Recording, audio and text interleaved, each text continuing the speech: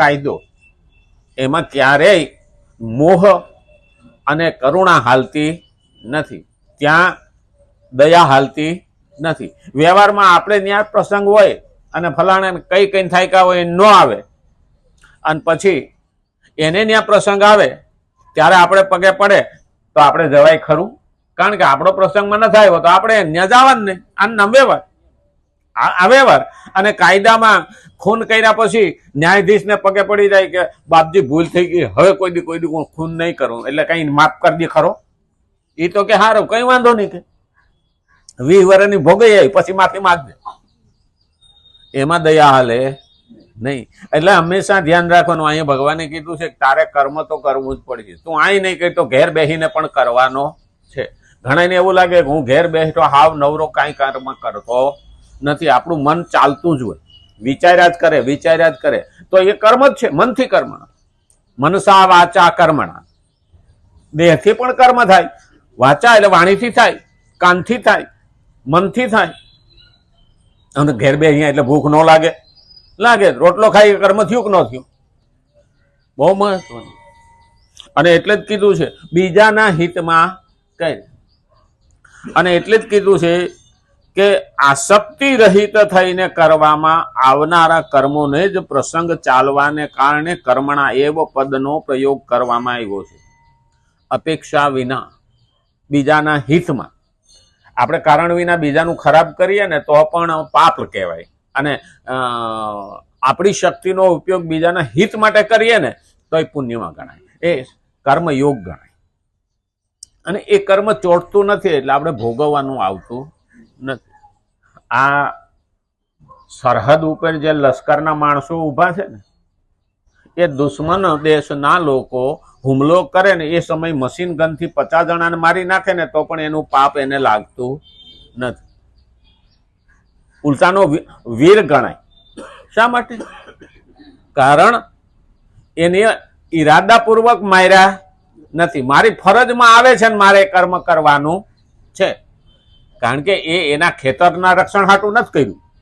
એ શેના માટે કર્યું છે? મારા દેશ માટે, લોકોના હિત માટે. એ જ્યારે સરહદ ઉપર ઊભા છે ને ત્યારે આપણે અહીં ઘેરે શાંતિથી સૂઈ શકીએ, શાંતિથી રહી શકીએ. જો સરહદ સલામત ના હોય તો મારું રાજ્ય સલામત નથી. મારું રાજ્ય સલામત ના હોય તો મારું શહેર સલામત નથી. મારું શહેર સલામત ના હોય તો મારું ઘર સલામત નથી. અને ઘર સલામત ના હોય તો ઘરમાં શાંતિથી રહી શકીએ ખરા? મને તે ભાઈ કીધું તો મને કે ઓમ શાંતિ કરીને બેસી જવાનું, કે કઈ ઉપાધિ ખરી? ઓમ શાંતિ કરીને બેસી જવાનું કે ભગવાનમાં મન લાગી જાય. હું ઘરમાં હાંડલા હડિયું કાઢતા હોય, ઓમ શાંતિ કરીને બેસી જાય, બેસી શકાય ખરું?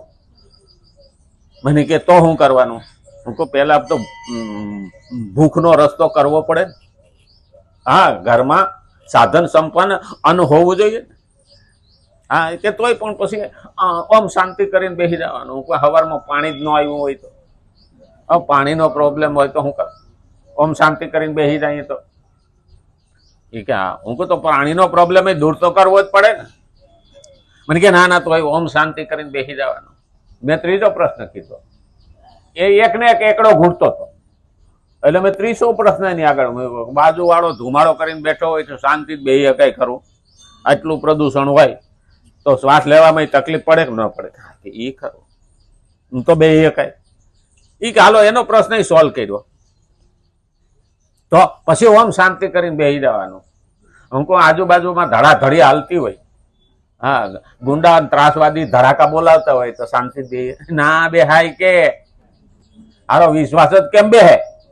હાલો એ પ્રશ્ન સોલ્વ કર્યા પછી, હા, મેં કીધું એ પ્રશ્ન સોલ્વ કર્યા પછી મને કે પછી તો ઓમ શાંતિ કરીને બેસી જવાનું. તો મેં પાછો એને 5મો પ્રશ્ન પૂછ્યો. હા, મેં કીધું બીમારી વધારે પડતી હોય તો બેસી કઈ કરું? એ કે ના હવે એનો ઉપાય કરવો તો પડે જ નહીં. ઓમ પછી કે એ પ્રશ્ન સોલ્વ થઈ જાય એટલે ઓમ શાંતિ કરીને બેસી જવાનું. ઓમ શાંતિ કરીને બેસી જાય. પણ જયારે બેકારી વધી ગઈ હોય તો પૈસા વિના આપણે કઈ કરી શકીએ ખરા? તો કે ના કરી. મને કે કેટલાક પ્રશ્નો પૂછ્યો મેં કીધું આ 6 પ્રશ્ન છે ને આ સડાનંદ છે.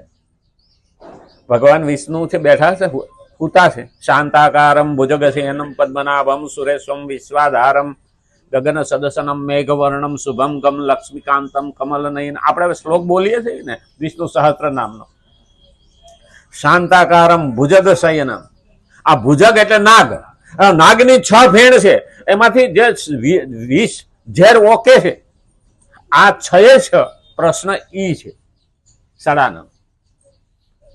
કારણ કે પાણીની સમસ્યા દૂર કરવા માટે આજનો પ્રશ્ન 1% પાણી છે આખા જગતને પીવા માટે. હવે એ પાણી ખલાસ થઈ જાય તો લોકો કરશે શું? આજે આપણે ત્યાં 5 ફૂટે 10 ફૂટે પાણી હતું, એ 1000 ફૂટે જતું. તો એના માટે થઈને જો આપણે વિચાર નહીં કરીએ તો ભક્તિ આપણે શાંતિથી કરી શકશું કહા? આ તો સમગ્ર માનવ સમાજનો પ્રશ્ન છે ને. એટલે એનો ઉપાય કરવો પડે. ભગવદ્ ગીતામાં એનો ઉપાય બતાવેલો છે. ભગવાન કહે છે કે તું કૃતજ્ઞ થા. કૃતજ્ઞ થા તો કૃતજ્ઞ થા એનો અર્થ શું થયો? કે માં ધરતીનું ધાવણ ધાવીને આપણે મોટા થયા છે, પાણી ખેંચી ખેંચીને મોટા થયા છે, તો એનું ઋણ અદા કરવું જોઈએ. તો આમાં કીધું ભગવાને કે તું માનું ધરતીનું ઋણ અદા કર. એનો મતલબ શું થયો? કે ત્યાં પાણી ખેંચ્યું છે તો એનું ઋણ એટલે એને પાછું પાણી આપ.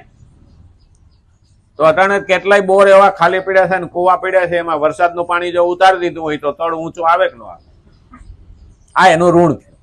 માને રોટલો આપ્યો એટલે મતલબ જ આ. પછી બીજા પ્રશ્નનું સોલ્યુશન જોવા જઈએ તો ત્રાસવાદ. આજે મોટામાં મોટો પ્રશ્ન છે કે મને કોઈ બાજુમાં અજાણ્યો ઊભો હોય તો વિશ્વાસ આવતો નથી. કારણ કે એ ત્રાસવાદી નહીં હોય એની ખાતરી શું? એટલે માણસ ડરતો ડરતો જીવે. તો પહેલો પ્રશ્ન છે કે બીજો નથી અને મારે એને બંધુત્વની વસુધૈવ કુટુંબકમ બંધુત્વ પ્રમાણે ચાલો. તો આ બીજા પ્રશ્નનું સોલ્યુશન. તો એ બંધુત્વ ક્યારે આવે? કે જ્યારે ભગવાનનું જ્ઞાન લઈએ. ભગવાને આમાં 15મા અધ્યાયની અંદર કીધું અહમ વૈશ્વાનરો ભૂત્વા પ્રાણીનાન દેહમાશ્રિત પ્રાણાપાન સમાયુક્ત પચામી અન્નમ ચતુર્વિધમ. તારું લોહી બનાવવું છું એ હામાવાળાનું લોહી બનાવવું છે ખાધેલું અન્ન પચાવીને. તો એની ઉપર પણ તારે દયા અને શ્રદ્ધા રાખવી જોઈએ, તો ત્રાસવાદ દૂર થાય. આ બીજા પ્રશ્નનું સોલ્યુશન. ત્રીજું બીમારી. આજે આપણે જોઈએ છીએ કે બીમારીઓ વધતી જાય છે. એટલી દવાઓ શોધાણા પછી પણ એકની દવા ના શોધાય છે તો 2 દર્દ નવા ઊભા થઈને આવી જાય બીમારી. તો ભગવાને 13મા અધ્યાયના અંદર, 6ઠ્ઠા અધ્યાયની અંદર અને 17મા અધ્યાયની અંદર કીધું છે યુક્ત આહાર વિહારસ્ય. યુક્ત આહાર લે અને યુક્ત વિહાર કરે, એટલે કે તારું જીવન વ્યવસ્થિત કરે. આ ભગવદ્ ગીતામાં એનો પણ જવાબ છે. જો નિયમિત ઉઠીશું, નિયમિત ઊંઘીશું, નિયમિત ખોરાક લઈશું તો રોગો આવવાના નથી. આજે માણસને શું છે, રાતે 12 વાગે ખાવા જાય અને આપણે ત્યાં પેલા ખાઈ લીધા પછી મોઢામાં રાતે કઈ નાખતા નહીં, અને રાતે ખાવા ઉઠે તેમ કે ભૂખ મગાવશો, ભૂખે મરશો, એટલે રાતે ખાતા નહીં. ટાઈમ વિના ખાતા નહીં. સવારે શિરામણ, બપોરે બપોરા અને સાંજે વાળું. બસ આ આપણા 3 પ્રયોગ છે. આ 3ની ઉપર પાક્કો નિર્ણય હતો. આ ગામડામાં પૂછો ને તો વાળું. અત્યારની પ્રજાને તો એ નથી ખબર કે વાળું ક્યારે કહેવાય. હા, અને એટલે જ આજે રોગો વધ્યા. રોગો દૂર કરે યુક્ત આહાર વિહારસ્ય. પછી કીધું ભૂખ મરો. આજે દુનિયામાં 800 કરોડની વસ્તી છે. 800 કરોડની વસ્તી છે. એમાં એકલા આપણે જ 145 કરોડ થઈ. ચીન વાળા 140 કરોડ. આપણે 2 થઈને 300 કરોડ તો થઈ જાય નથી. હા, હવે આ બધાને આમ જોવા જઈએ તો આફ્રિકાની એની અંદર તો અત્યારે અન્ન એટલું બધું નથી, એટલે ભૂખ મરો છે. તો શું કરવું? તો ભગવાને આની અંદર કહ્યું છે અન્ન દેવતા, અન્નપૂર્ણા, અન્નને ઉગાડો. એટલે તો આપણે ત્યાં જવ, તલ, બાજરી, ઘઉં, જુવાર, મકાઈ આ બધાનું પૂજન થાય છે. અન્નનું પૂજન. આપણે ખીચડો શું કરવા રાંધીએ છીએ આ ખેરમાં? 7 જાતનું ધાન ભેગું કરીને આપણે રાંધીએ છીએ. આપણે એક એક તહેવારોમાં આ તત્વજ્ઞાન આપેલું છે. અને એટલે કીધું કે ભૂખ મરો તો જ જાહે, હું ખાઉં ને બીજો ભૂખો ના રહે. એનું મારે ધ્યાન રાખવા. જેની પાસે છે, જેની પાસે નથી એને પહોંચાડ. આ પણ મહત્વનું. એટલે આપણે ત્યાં અન્ન ક્ષેત્ર આવ્યા. આ એ પ્રશ્નનું સોલ્યુશન છે. પછી કીધું છે તુલસી, બિલ્લી, વડલો અને પીપળો. ઉર્ધ્વમૂલ અધશાખમ અસ્વસ્થમ પ્રહુરાવ્યયમ. 15મા અધ્યાયનો પહેલો શ્લોક. અસ્વસ્થ એટલે પીપળો. આવા ઝાડવાને આપણે પૂજીએ છીએ. શા માટે? એ ફળ તો આપતા નથી, પણ 24 કલાક પ્રાણવાયુ આપે અને એના ઉપર આપણે જીવીએ છીએ.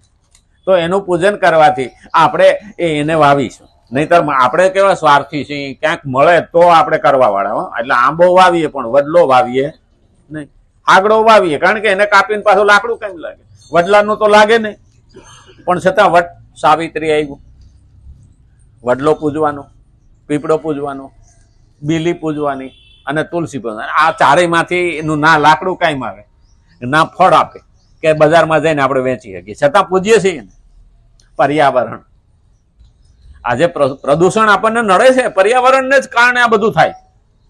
તો પર્યાવરણ દૂર કરવાનું તો ભગવદ્ ગીતા એ રસ્તો બતાવ્યો છે. આપણે આયલાઈ ખરા ભગવદ્ ગીતા આપણે ખોલી ખરી, વાંચી ખરી.